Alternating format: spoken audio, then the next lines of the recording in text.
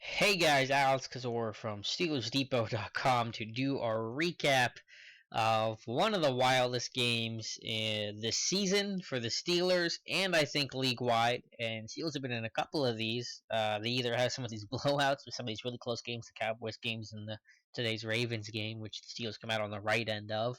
But one of the craziest games for the Steelers this season, the Steelers in multiple years, and maybe the craziest game again of the entire NFL season for anybody. Man, what a roller coaster ride! It really encapsulated Steelers Ravens. It was physical. There was this back and forth, this never say die attitude from both teams, and it truly did come down to basically the final play of the game. There's so much to go through. Obviously, the implications of this game are enormous. I don't think I have to spend a whole lot of time telling you what happened in this game because I think you've already got a good grasp on it.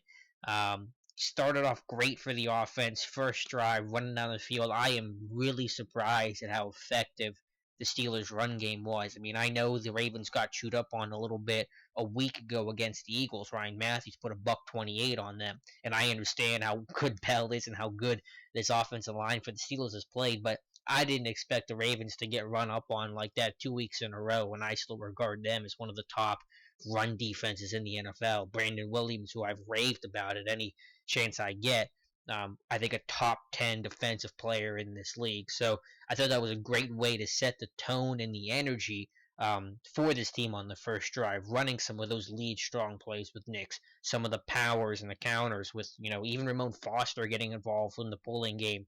He decleated Zach Gore one time. Dave has it up on his timeline. Can't wait to see the all 22 on that just to get the other angle. Bell ran over Zach Gore early in the game. It was a tough day for Zach Gore against the run. So things started out great. The scripted stuff, what Haley did, does the scripted plays, the first 10 to 20, depending on your system, fantastic. From that moment on till about the fourth quarter, it was all Ravens. Credit to Baltimore, they adjusted well. They controlled things. Dean Pease is a great defensive coordinator. I didn't think Haley was at his best, but Ben didn't help. I didn't think Haley really helped Ben, and Ben didn't really help Haley. Both interceptions came off play action and tight personnel. One was 13 personnel. The other one might have been as well. I'm not 100% sure. I haven't gone back and checked yet.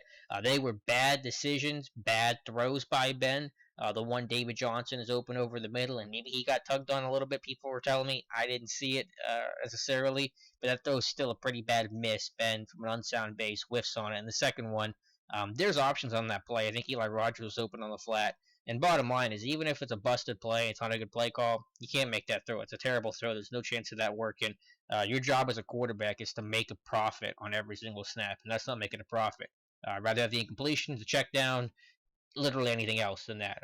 Ben was awful for basically the first three quarters, and that's a concern going forward. He's not absolved just because he's Ben and because he's got a chance to be a Hall of Famer. He can be bad too, and he certainly was early on.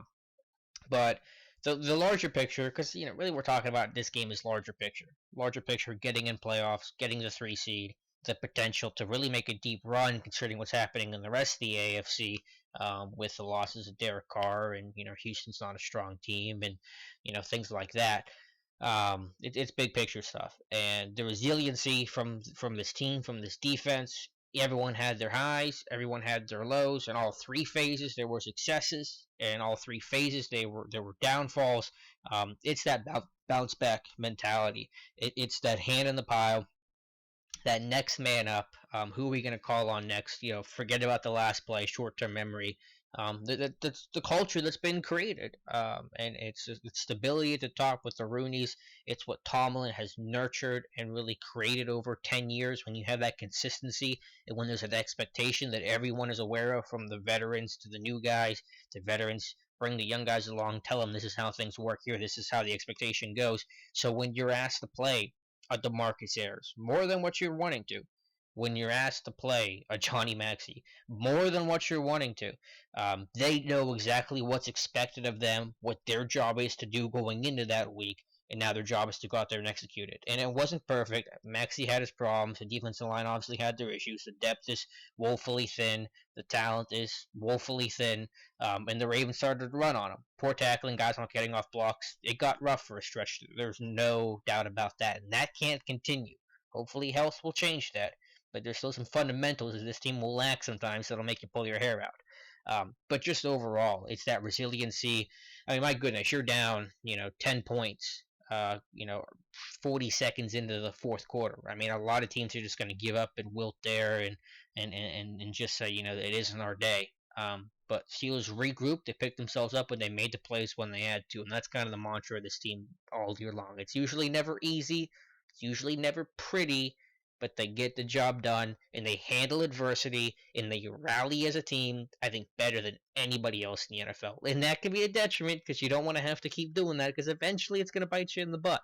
But it's a mark of a team that knows its leaders, that knows their game plan, that knows how good they can be, that has had confidence in himself, starting with Tomlin, going down to Ben Roethlisberger, to the other leaders on this team, whether it's a Ramon Foster, a William Gay, even a Cam Hayward, who still has a heavy presence on the sideline. Saw him on the sideline. He was even interviewed after the game. I'm not sure how many times players on IR get interviewed after the game and are asked about how they think the game went. I think that in a small way speaks to what Hayward means to this team and this defense, and how he's respected and looked to as that guy everyone turns to. But that's what this team's all about. And when you talk about, and I know it's a little cliche to say that they're a tight knit team and that they're a special team, but when you look back at teams that are Super Bowl champions, usually that element exists of that really tight knit group that comes together, again, hand in the pile, all for a greater cause, all for the team, unselfish play. And that's when you do really great things. And I think that's what this team has the potential to do. There's still a lot of problems. We've seen this team, their lows are too often and for too long of a time. And there's still issues on the road, and there's still issues with Ben's play, and you got to get the ball in DB's hand a little bit more often. But just the way the team is made up and the way they approach things, you think that they can be in every single game, and you know their confidence is high in every single game. And this performance showed them that again. Last 2 weeks, looked bad against the Bengals. It looked bad against the Ravens. Everyone wants to count them out, even beat guys, which I understand and look bad. Wanted to count them out and say this game was over, and I could understand it when it was 20-10 at that point. But you find a way to rally, and that's a really cool thing to watch. It's really cool to watch that come together. And there's going to be more adversity in the playoffs when struggles happen, and you can draw on these games. You can sit there and say, "Hey guys, remember Cincinnati? Remember Baltimore? It felt like we were done. We can come back. Let's play our game. Let's regroup and figure stuff out." So that's fantastic. But to the game itself, AB, incredible play at the end. That's a play of the year. Eli Rogers stepping up, making some huge plays, whether it's a 39-yarder. They get them a field goal in the third quarter, kind of get them. I think he made it 14-10 at that point. Whether it's obviously the final drive, that incredible catch that he makes over the middle. That ball's a little high outside of Rogers' frame, and he goes up there and makes that play. And he made some big time plays and big time moments. And I remember the Cowboys game. Todd Haley would reference the end of the first half. Play where Rogers is down the middle. I think down the seam, maybe a little bit of a corner out, and he's got a chance to make a play, and he drops the football. It's a tough catch. It's a contested grab. It's not easy by any means, but he did make the play. Steelers don't get points out of that. Haley goes back and points to that and says that's a chance that we could have had to get more points, and that could have very well been the difference in the game. Obviously, this is a situation where you need points, and he comes up and makes the play. And I think I'll do an article on that talked about previewing the importance of Eli Rogers in this game, what Mike Tomlin had told Barbara Labriola of Steelers.com about how he told Eli before this week, like, hey, you have a chance to make a play and do something special here. And he really rose to the occasion. Defensively, they made the plays when they had to. Situational football, red zone defense, still really stellar. Some of those sudden change moments, holding the Ravens to field goals. Defense had their problems. There's no doubt about that with their tackling and some of that run defense. But they tightened up, and the Ravens were 2 of 5 in the red zone, and I believe the Steelers were 3 of 4. And again, that's all the difference. Penalties, Ravens penalized 9 times, Steelers just 4 times. That's a big difference as well. And so I think situationally, and some of those things that usually decide games like Steelers Ravens, who's going to be more effective in the red zone, who commits less penalties. some of the things went in the Ravens' favor, like the turnover battle. And that was probably the big set, the turnover battle. And third downs, I think they were more successful on. Actually, I know they were more successful on that last drive they had. They got 4 third downs on it.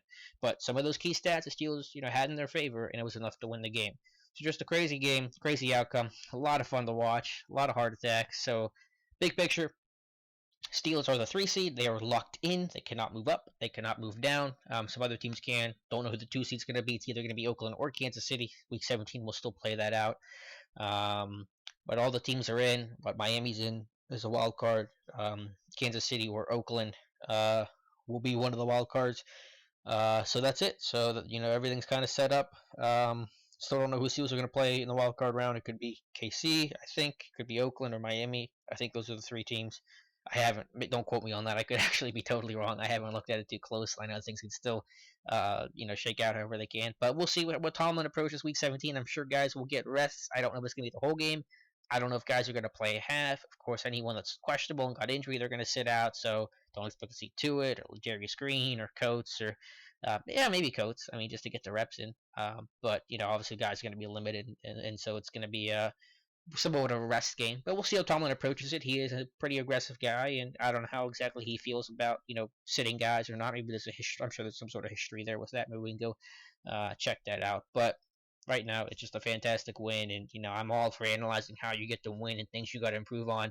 But I think the second half of this season, once you ride a 4-game losing streak and you feel how much that just sucks, and you're just like, man, I want to get a win. I don't initially care about how you get the win. I don't care initially about the negatives. I'm just happy you get the win. You move on. That's how you judge wins and losses, not how exactly you did it. Again, problems have to get corrected. Don't deny that. But you're just happy about feeling that you're going to get that victory in your AFC North champs. You've reclaimed your stake in that, and you have a good shot in this thing. So a lot to cover this week. Really excited about this week. Thank you guys so much for the following with Steelers Depot. Really exciting stuff coming your way. It's going to get crazy here in about 2 weeks, but we're going to cover this game from every angle, as we already have, and look at Cleveland, but then, of course, have a pretty close eye to the playoff picture as well, with Steelers playing in a wildcard game. Don't know against who, just know it'll be at Heinz Field, and that's awesome, and it's going to be a great atmosphere. So can't wait for that to happen. We'll be sure to cover it the rest of the way. So follow myself, Dave Bryan, Matthew Marksy, Josh Carney, the whole cast and crew over here at Steelers Depot. Give me your input on this game. What you thought about this game. I want to hear you guys' feedback. It's such a crazy game. I want to hear about your experience. Thank you guys for watching. Really appreciate it. Be sure to like our Facebook page as well, Steelers Depot. Be sure, of course, to check out the site, SteelersDepot.com. A lot of content coming up these next couple of days. So much to talk about, like I said. But anyway, I'll shut up now. And thank you guys for watching, and we'll talk to you soon.